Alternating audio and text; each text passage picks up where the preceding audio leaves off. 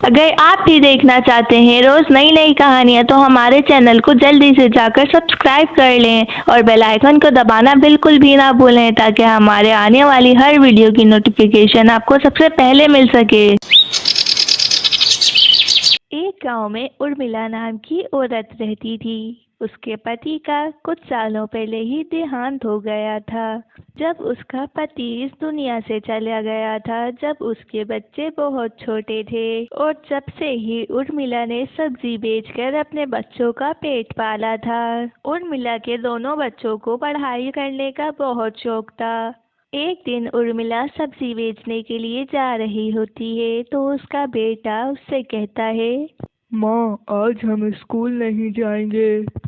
क्यों बेटा, तुम लोग स्कूल क्यों नहीं जा रहे हो आज? क्योंकि माँ, मास्टर जी ने कहा है कि फीस लेकर आ जाओ अपने घर से।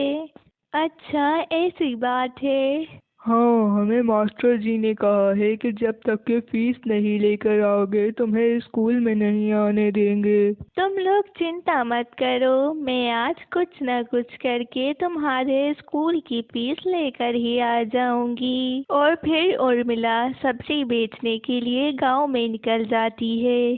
जब उर्मिला घर पर नहीं थी तो दोनों बच्चे घर में अकेले थे। उस ही वक्त उनके घर में एक आदमी आता है और उनसे कहता है, बेटा, तुम अपने माता पिता को बुलाओ, मुझे उनसे बात करनी है। अंकल, हमारे बाबा इस दुनिया में नहीं हैं और हमारी माँ सब्जी बेचने के लिए गई हुई हैं। आप कौन हैं? बेटा, जब तुम्हारी माँ आ जाए तो उनको मेरे बारे में बताना और उनसे कहना कि कल वो सब्जी बेचने ना जाए। मैं कल फिर इसी टाइम आऊँगा। फिर इतना कहकर वो आदमी वहां से चला जाता है। भैया, आपने माँ के बारे में सब कुछ क्यों बता दिया? माँ मना करती है ना सब कुछ बताने के लिए। अरे हाँ पायल, मैं तो भूल ही गया था माँ की बात को। अब कोई बात नहीं, जब शाम को माँ घर आएंगी तो मैं उनको सब कुछ बता दूंगा। फिर जब शाम को उर्मिला घर आती है तो जयेश उससे कहता है, माँ, आज एक अंकल घर आए थे। वो आपके बारे में और बाबा के बारे में पूछ रहे थे। यहाँ कोई अंकल आए थे? क्या कह रहे थे वो तुम लोगों से? फिर जयेश उर्मिला को सारी बात बताता है। अच्छा ठीक है, फिर मैं कल सब्जी बेचने थोड़ी देर से चली जाऊंगी। चलो अब खाना बना लेते हैं, बहुत भूख लगी है। फिर उर्मिला जल्दी से खाना बना लेती है और फिर वो दोनों बच्चों को खाना देती है और उनसे कहती है, बेटा मैं ये कह रही हूँ कि तुम लोग स्कूल जाना छोड़ दो। क्यों माँ, आप ऐसा क्यों कह रही हैं? आपको तो पता है ना कि हमें पढ़ाई करना कितना पसंद है। हाँ बेटा, मुझे पता है कि तुम लोगों को पढ़ाई करना कितना अच्छा लगता है, मगर मेरे पास स्कूल की फीस भरने के लिए पैसे नहीं हैं। ठीक है माँ, आज से हम स्कूल नहीं जाएंगे। बेटा, मैं तुम लोगों से वादा करती हूँ कि मेरा कहीं भी अच्छा काम लग गया तो तुम लोगों को स्कूल ज़रूर लगा दूंगी।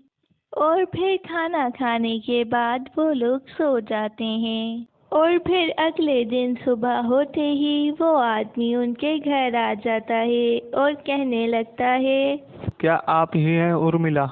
जी जी, मैं ही हूँ उर्मिला। क्या बात है, आप कल भी आए थे। क्या आपके पास इस मकान के कागज हैं?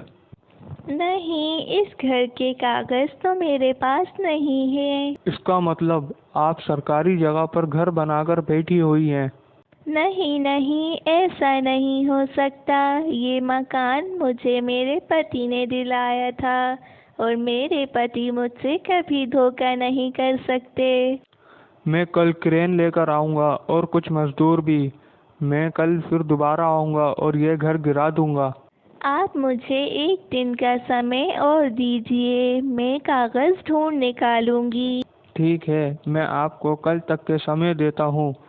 अगर आपको कल तक कागज नहीं मिले तो मैं कल घर गिरा दूँगा। इतना कहकर वो आदमी वहां से चला जाता है और जयेश अपनी माँ से कहता है, माँ, ये अंकल अभी आपको क्या बोल कर गए हैं? क्या हमारा घर अब खत्म हो जाएगा?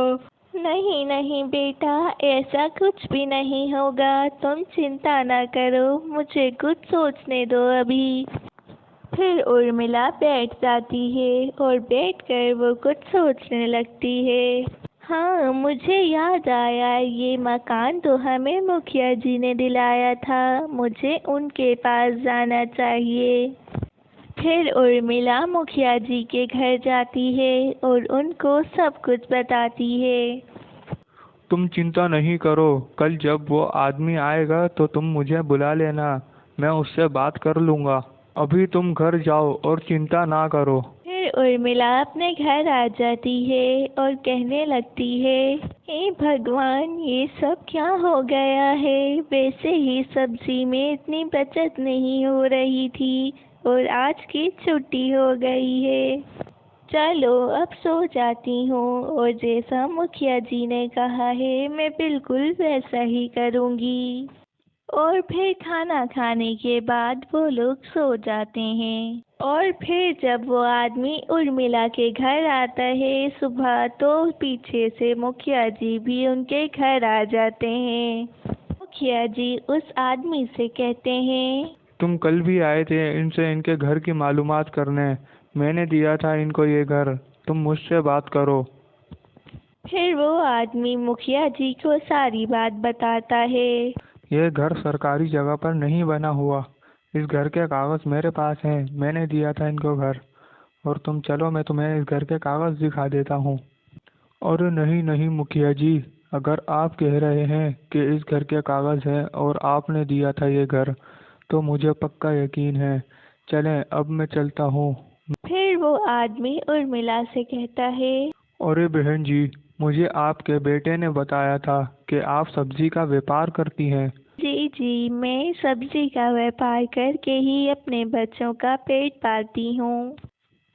अगर आप अच्छी सब्जियां बेचती हैं तो मेरी बेटी की परसों शादी है, उसके अंदर खाने बनाने के लिए अच्छी अच्छी सब्जियां चाहिए, तो क्या आप मुझे सब्जियां लाकर देंगी? हाँ हाँ, मेरे पास अच्छी और ताज़ी सब्जियां ही होती हैं, मैं आपके लिए कल सब्जी लेकर आऊँगी।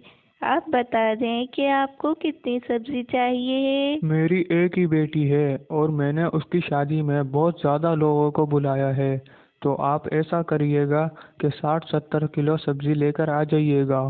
जी ठीक है, मैं आपके लिए सब्जियां लेकर आ जाऊंगी। चलें, अब मैं चलता हूँ, कल मैं अपने आदमियों के साथ आऊँगा और सब्जियां मैं खुद ही उठवा लूँगा आपके घर से। इतना बड़ा ऑर्डर मिलने के बाद उर्मिला बहुत खुश हो जाती है और वो अपने बच्चों के साथ खुशी खुशी रहने लग जाती है। अगर आप भी देखना चाहते हैं रोज नई नई कहानियाँ, तो हमारे चैनल को जल्दी से जाकर सब्सक्राइब कर लें और बेल आइकन को दबाना बिल्कुल भी ना भूलें, ताकि हमारे आने वाली हर वीडियो की नोटिफिकेशन आपको सबसे पहले मिल सके।